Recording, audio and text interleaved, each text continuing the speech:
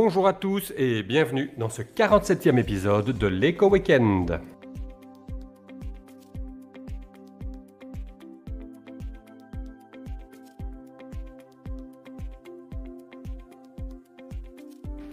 Si les derniers messages des banquiers centraux faisaient état d'une réelle flexibilité pour considérer le contexte actuel à sa juste mesure, et s'ils étaient exempts de mauvaises nouvelles, ce qui a réjoui les investisseurs, eh bien, ils n'ont pas moins laissé planer une réelle incertitude.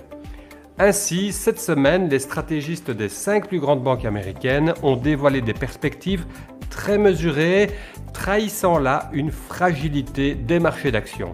Alors, valorisation, hausse importante des actions ces 7 derniers mois, plafonnement de la croissance économique et la Fed qui est en phase de préparation à la fin de sa politique de stimulation, avouez qu'il y a là de quoi devenir nerveux.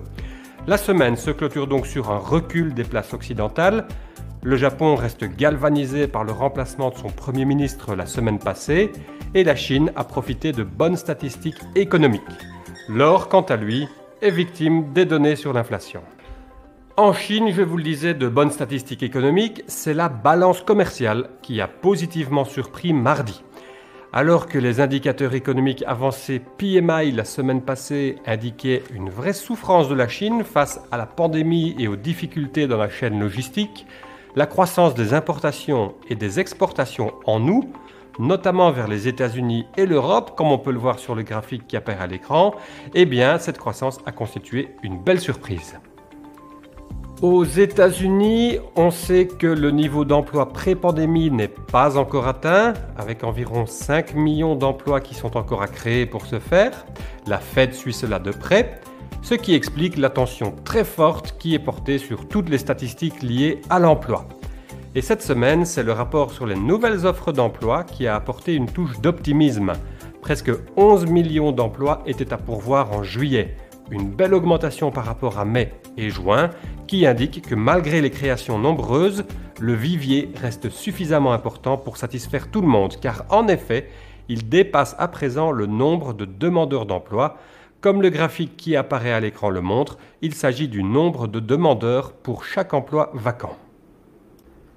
En Europe, les gouverneurs de la Banque centrale se réunissaient et on peut dire que c'était l'événement principal de cette semaine. La révision positive du PIB européen au second trimestre à 2,2% a facilité la prise de décision de diminuer les achats d'actifs. Par contre, tout comme son homologue américain, Christine Lagarde a livré un brillant exercice de communication, précisant que cette diminution des achats ne signifiait pas le début de la fin du programme d'achat, le fameux tapering.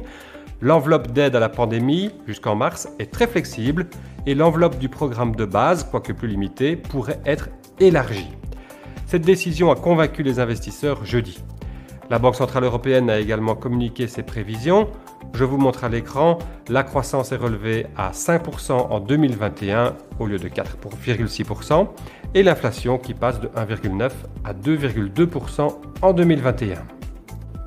En bref, 2 dernières actualités américaines sur le président Biden. Il s'affaire à présent, comme il s'y était engagé en campagne électorale, à adapter le système de protection sociale, ce qui plaît moins au secteur pharmaceutique qui va voir une région très lucrative que sont les États-Unis adopter à présent des tarifs plus raisonnables pour leurs médicaments. Et finalement, bonne nouvelle, alors que les 2 hommes ne se parlaient plus, un appel téléphonique a eu lieu entre les présidents Joe Biden et Xi Jinping afin de faire la part des choses entre les dossiers sur lesquels il n'y a pas moyen de s'entendre et ceux où des synergies peuvent être négociées.